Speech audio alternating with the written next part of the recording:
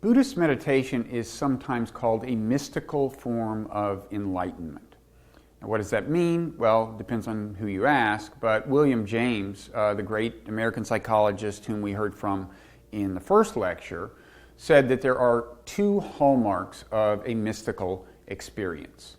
He said that first, it is noetic, and second, it is ineffable. By noetic, he meant that there is a sense that knowledge has been imparted, that some deep insight has been apprehended. And by ineffable, he meant that it's hard to express exactly what the experience was like, why the person is so convinced of the truth of this deep insight. And if you want an illustration of what exactly James meant by ineffability, one thing you can do is talk to a kind of serious Buddhist meditator who has had the experience while meditating of not self.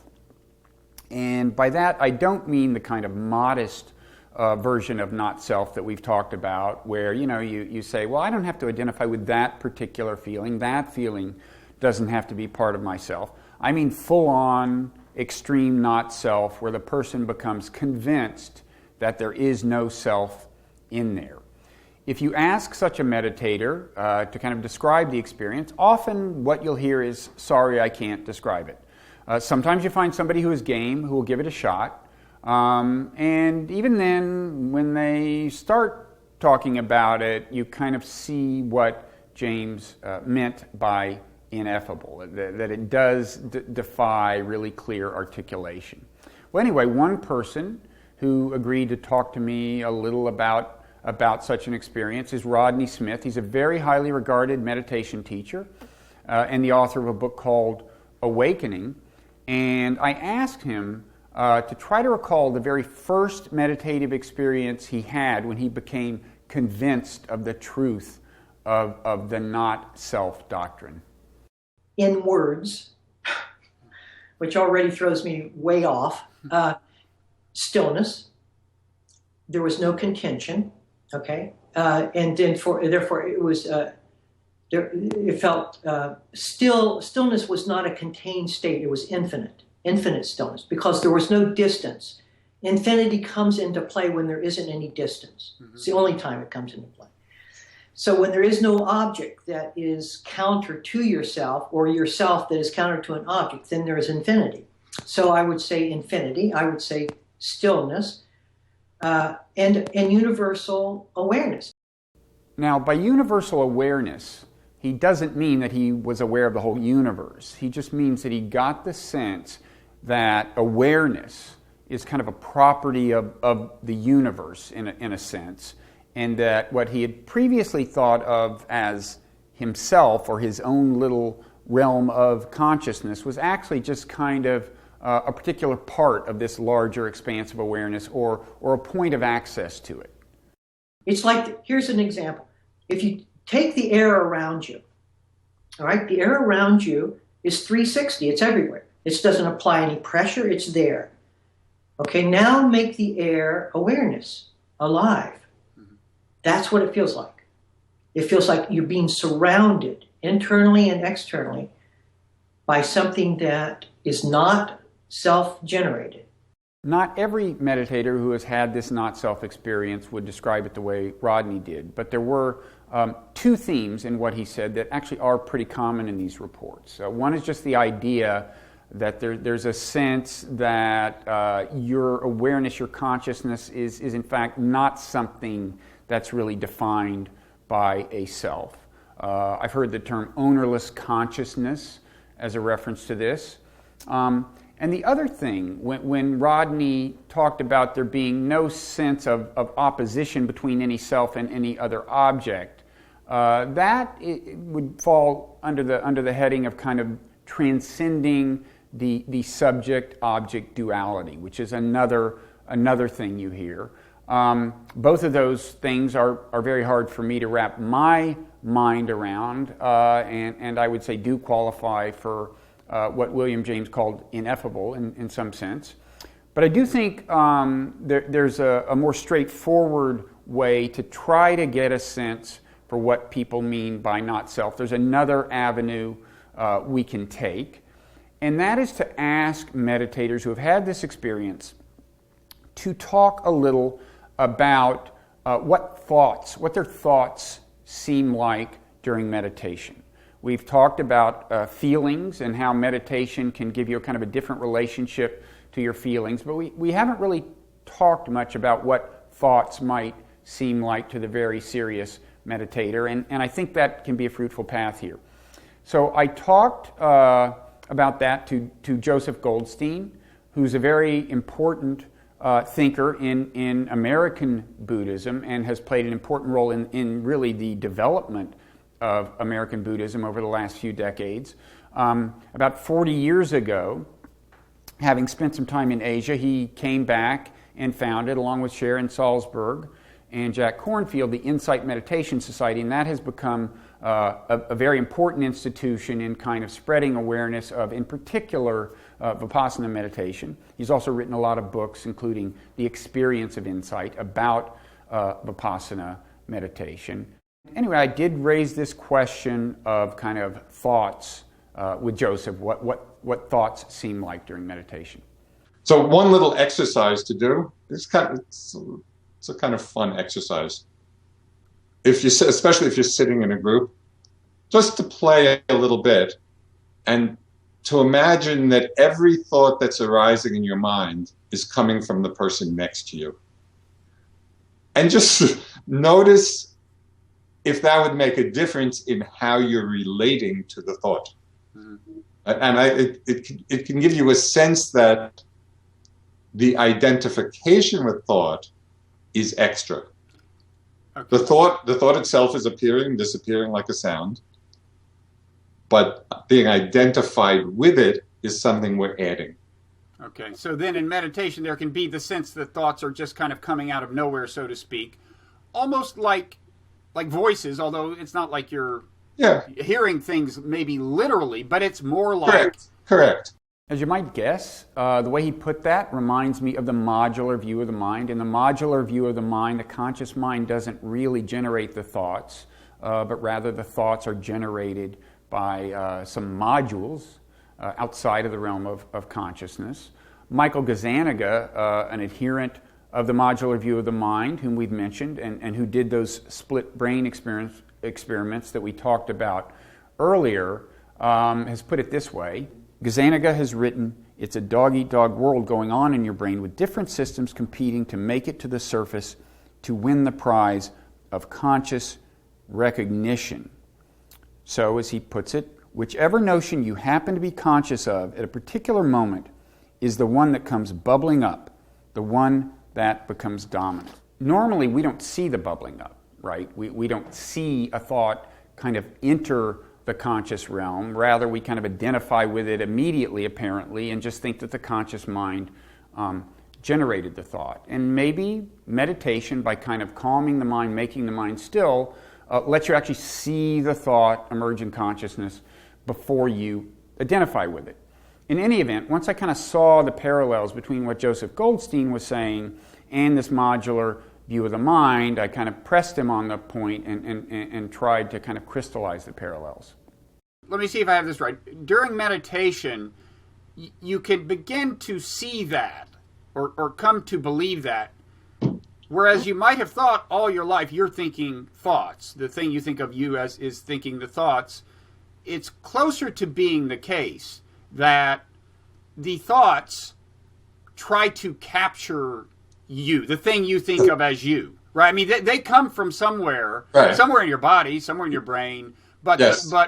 Okay, so far so good. But then at this point, I started leading the witness a little farther than he wanted to go. But yes. But whatever part of your body or brain you're thinking of as you is more like the captive of the thoughts. The thoughts reach out and try to grab it and carry it with them. Well, I think that's kind of an interesting way to describe it, and it certainly feels like that. But I would phrase it a little differently. It's just that the thoughts are arising, mm-hmm. and there is a strong habit of mind to be identified with them. So it's not so much that I think they have the intent to reach out and capture us. Yeah. But rather, there's just this very strongly conditioned, habitual identification. This is how we've lived our lives. Mm-hmm. And it takes a practice to break that conditioning, to be mindful of the thought rather than to be lost in it. Okay, so Joseph says it's going too far to think of the thoughts as actually alive and trying to capture your attention, and I think that's going too far too. But he also said that that's what it feels like, and that makes sense in terms of a modular view of the mind. If a module, having reached a certain level of activation, succeeds in kind of propelling a thought into your consciousness, it might seem that the thought has a certain vibrance. In any event, Joseph's basic report that during meditation, often it seems like you are not the one thinking your thoughts, that report is quite common. I've heard a number of meditation teachers say, thoughts think themselves. Now, I'd say that's not exactly right. I'd say modules generate the thoughts, but again, it might seem to you like the thoughts think themselves because the modules are kind of outside of the realm of consciousness, so the thoughts seem to enter consciousness of their own accord. So anyway, once I had led the witness a little too far, I kind of backed off a little and took another shot at the subject with Joseph and tried to kind of get clear on exactly what rendering of the basic idea he would accept. But let me just put it this way: thoughts become to seem much more like active things than the things than passive things. In other words, they're actors in your consciousness that you've got to deal with, and you're in the habit of going along with them. But that's not necessary. Correct. And they become a lot less active when we see them for what they are, when we're not pulled into the drama of them. It's sort of like going to the movies. We go to the movies and there's a very absorbing story and we're pulled into the story and we feel so many emotions and, we're excited or afraid or in love, whatever. And then maybe in a moment we sit back and say, oh, this is just light. These are just pixels of light projected on a screen, right? That everything that we thought is happening is not really happening. Mm-hmm. It's the same way with our thoughts. We get caught up in the story, in the mind drama of them, forgetting their essentially insubstantial nature. Now, this may remind you of something that Yifa, our friend the Buddhist nun, said earlier, not about thoughts, but about feelings. And in case you don't remember, here's a flashback. It's just like you watch a movie. The movie it's a kind of a picture by picture emotion, and you grasp it as real. But when you take a one by one, a piece by piece, it's not real. So I think it's interesting that both thoughts and feelings are being described here with that same metaphor of a movie. And maybe there's a connection between these two things. I mean, what Joseph said suggested that when feelings are running strong, the thoughts seem kind of more tangible and more part of you. And as I said earlier, there is the view that even when feelings aren't running really strong, still thoughts tend to have a kind of an affective quality, some kind of feeling tone associated with them. And if so, it could be that the feeling associated with the thought is kind of what attaches it to you, what makes it feel part of yourself, what inclines you to kind of own it. So the feeling tone of a thought then becomes a kind of cement. That's mere conjecture, but I think it's kind of plausible conjecture, and certainly it would explain why it is that as you meditate and the mind gets more calm and still, and the feelings seem to lose their power, then the thoughts also seem less tangible and a little more remote. In any event, the kind of practical upshot of this is pretty clear. So when we have that basis of wisdom about the nature of thought, then we have more power to choose, okay, which thoughts are helpful, which are going to serve me, serve others, then we act on them. Mm-hmm. Which thoughts are not so helpful, those we can more easily let go. Okay, so that brings us back to the more modest version of not self. In other words, just thinking, well, there are these feelings I don't have to own, or there are these thoughts I don't have to own, I don't have to consider part of myself. And you view it that way, but without really letting go of the concept of the self. But it could be that this modest version of not self leads kind of naturally to the more extreme, all-encompassing version of not self. In other words, you start out thinking, well, I don't have to own that thought, I don't have to own that feeling. And then you might start to think, well, then in principle I don't have to own any of them, and the implications of that might dawn on you. Anyway, I ran this idea past Joseph. So we've said you don't really have to identify with your thoughts, even if you're in the habit of it. We earlier said you don't really have to identify with your emotions, even if you're in the habit of it. And this is, you can kind of see how, if you start looking at all aspects of subjective experience like this, you could be led to doubt the very existence of self. And this is the logic, to some extent, of the Buddha's argument for the non-existence of self, right? As framed in the context of what are called the five aggregates. Yes. The way Buddhist thought divides your experience into these five aggregates, some of which we've talked about. Yes. That's the logic of the argument, right? There's nothing in your experience that you are really intrinsically identified with. Exactly. Okay, so there's a kind of organic connection between the modest and extreme versions of the not self doctrine, in at least a kind of logical, intellectual sense. In other words, you realize that you don't have to identify with some of your thoughts or feelings, and then you realize that, well, in principle, you don't have to identify with any of them. But what about experientially? What about the feeling of not self? Is it the case that if you start out kind of feeling through meditation that, wow, I don't really have to own this particular feeling or this particular thought, does that naturally lead you to get where, say, Rodney Smith was and have the experience of full-on not self? Well, in a way, Joseph Goldstein seems like a good example of this. So do you mean you have a sense of distance from your consciousness itself?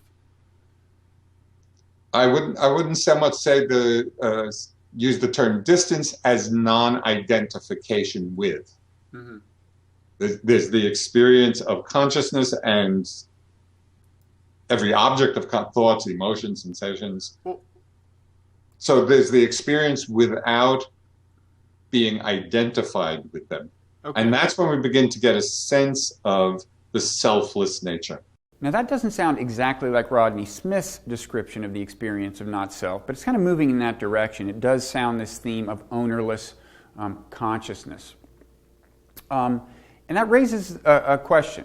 When you are not identifying with your consciousness, where is the you that's not identifying with it, right? When you're seeing not self, don't you have to be seeing it from some perspective? Well, I guess you have to be there. I mean, I guess this is what William James meant by ineffable. But it does remind me of a question raised by Leda Cosmides, the psychologist we heard from earlier, when she was talking about mental modules, which she was calling mechanisms, and she was talking about how pervasively they influence our perception. And here's what she said.